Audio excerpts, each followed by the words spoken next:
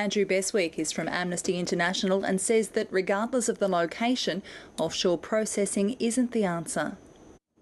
Well, we have concerns about, all of the proposals that are on the table at the moment.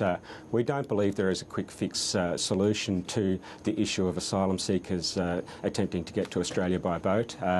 We see the solution that's proposed around Nauru as deeply flawed, and as Tony Abbott has pointed out, the so-called Malaysia solution is a cruel deal for asylum seekers.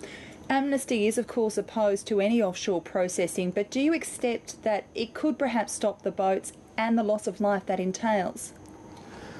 Well, I think, as we have heard stated previously, the Nauru solution, as it's been called, really wasn't one. Ultimately, people ended up in Australia, but really what happened was that they were treated very poorly in the process. We see that in Malaysia there's appalling conditions for refugees. We don't believe that mistreating refugees is going to be the right solution, and in any case the numbers are such that they continue to come there. But both the government and the opposition would claim that they're not leading public opinion but simply following it. What's your view there?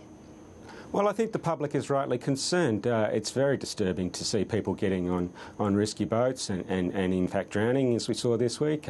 It's disturbing also to hear the reports of the very concerned people in the detention centres, and we know that people are reporting to our caseworkers that there are people contemplating suicide there this week. It's a real worry, and we do want to see a solution, but the issue that we see it as is that this is a problem that requires the government to effectively engage with the countries in the region. As long as there isn't a safe solution for people on their way, then they will continue to attempt other options, and the most desperate people will continue to get on boats if they feel they have no alternative. And briefly, is there a people smuggling racket that needs to be dealt with?